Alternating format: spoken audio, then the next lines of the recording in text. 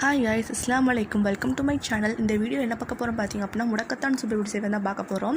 First அந்த முடக்கத்தான் கீரையோட காம்பு அதோட இலையை சேர்த்து 3 அல்லது 4 டைம் வாஷ் பண்ணி ஒரு பாத்திரத்தில் எடுத்துக்கோங்க. 4 பல்லளவு பூண்டு, 1 கையளவு இஞ்சி, 1 சின்ன வெங்காயம், தனியா,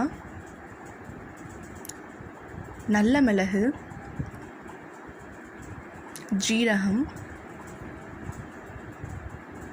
சோம்பு இது எல்லாத்தையும் சேர்த்து நல்லா இடிச்சுக்கோங்க.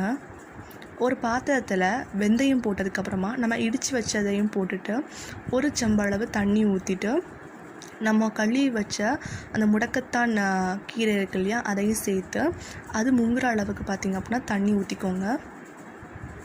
அதை அடுப்பில் வச்சு ஹை ஃப்ளேமில் வச்சுக்கோங்க. மூடிட்டு அது கொதிச்சதுக்கப்புறம் பார்த்திங்க அப்படின்னா ஆஃப் பண்ணிக்கோங்க. தேங்க்யூ.